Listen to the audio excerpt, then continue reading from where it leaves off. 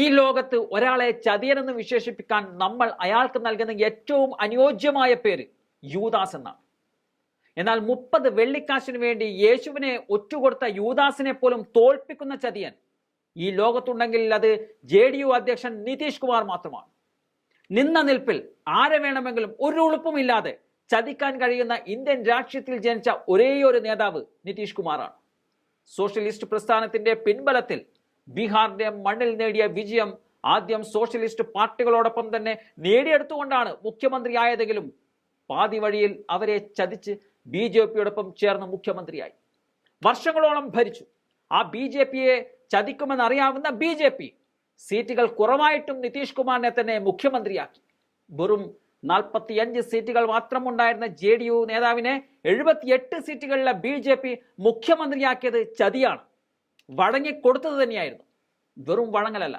കാലക്രമേണ JDUവിന്റെ 45-ൽ പല MLAമാരെയും കച്ചവടം നടത്തുമെന്നുള്ള നിശ്ചയദാർഢ്യത്തോടു കൂടി തന്നെയാണ് BJP കളിച്ചതെങ്കിലും അതിനു മുമ്പ് തന്നെ BJPയെ ചതിച്ച നിതീഷ് പ്രതിപക്ഷത്തോടൊപ്പം ചേർന്ന് മുഖ്യമന്ത്രിയായി. അതുമാത്രമല്ല, BJPയോടും നരേന്ദ്രമോദിയോടുമുള്ള തന്റെ പക തീർക്കാൻ പ്രതിപക്ഷ ഐക്യത്തിന് നേതൃത്വം നൽകി. അതിനെ അട്ടിമറിച്ചുകൊണ്ടാണ് ഇപ്പോൾ ചതിയന്മാരുടെ രാജാവ് വീണ്ടും BJPക്ക് കൈകൊടുക്കുന്നത്. അതും തന്നെ അരനൂറ്റാണ്ട് കാലത്തെ സുഹൃത്തായ ലാലു പ്രസാദിന് ഏറ്റവും വലിയ പണി കൊടുത്തുകൊണ്ട്. നിതീഷ് കുമാർ ഇനി ചെയ്യാൻ പോകുന്ന കാര്യങ്ങൾ അറിഞ്ഞാൽ ആ കൊടും ചതിയുടെ ആഴം നമുക്ക് മനസ്സിലാക്കാൻ സാധിക്കും. അതായത് എല്ലാ RJD മന്ത്രിമാരെയും മന്ത്രിസഭയിൽ നിന്നും പുറത്താക്കാനാണ് നിതീഷിന്റെ നീക്കം. നാളെ ഈ പ്രഖ്യാപനം ഉണ്ടാകുമെന്നാണ് മാധ്യമങ്ങൾ റിപ്പോർട്ട് ചെയ്യുന്നത്.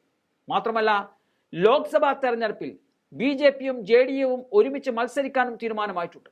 നിതീഷ് കുമാറിനെ മുഖ്യമന്ത്രി സ്ഥാനത്തേക്ക് പിന്തുണക്കുന്നു എന്ന് 78 BJP MLAമാരുടെയും കത്ത് കയ്യിൽ വാങ്ങിച്ചു വെച്ചുകൊണ്ടാണ് നിതീഷ് കുമാർ രാജ്യം കണ്ട ഏറ്റവും വലിയ ചതിക്ക് തയ്യാറായി നിൽക്കുന്നത്.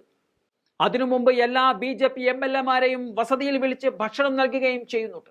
അവസാനത്തെ അത്താഴം എന്നൊക്കെ പറയുന്നത് പോലെ ഒറ്റുകൊടുക്കുന്നതിന്റെ ചില ചരിത്ര യാഥാർത്ഥ്യങ്ങൾ ഏതൊരു ചതിയന്മാരുടെയും ജീവിതത്തിൽ സംഭവിക്കുന്നതായി കാണുന്നുണ്ട്. JDU MLAമാരും BJP MLAമാരും നാളെ നിതീഷിന്റെ വസതിയിൽ ഉച്ചഭക്ഷണത്തിനായി ചേരുന്നതോടെ അതിനുശേഷം ഇരു പാർട്ടികളിലെയും MLAമാർ ഗവർണറെ കാണും. തുടർന്ന് നിതീഷിനെ പിന്തുണച്ചുകൊണ്ടുള്ള കത്തുകൾ ഇവർ ഗവർണർക്ക് കൈമാറും.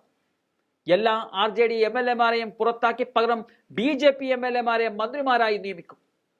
അതോടെ രാഷ്ട്രീയം കണ്ട ഏറ്റവും വലിയ ചതി പൂർണ്ണതയിലെത്തുകയാണ്.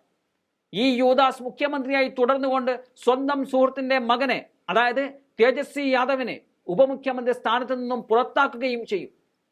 ചതിയുടെ ആഴമളക്കാൻ കഴിയാതെ അന്തം വിട്ട് നിൽക്കുകയാണ് ബീഹാറികൾ. ഈ ഒരു സാഹചര്യത്തിൽ ലോക്സഭാ തെരഞ്ഞെടുപ്പിൽ JDU കൂട്ടുകെട്ടിനെ ബീഹാർ പുച്ഛിച്ച് തള്ളുമെന്നതാണ് രാഷ്ട്രീയ നിരീക്ഷകരുടെ അഭിപ്രായം. ഏതായാലും നിതീഷ് കുമാറിനെ പോലെയുള്ള ഒരു രാഷ്ട്രീയക്കാരന് തിരിച്ചടി നൽകിയില്ലെങ്കിൽ ഇന്ത്യൻ ജനാധിപത്യത്തിന് പ്രസക്തിയില്ലാതാകും എന്നത് ഉറപ്പാണ്.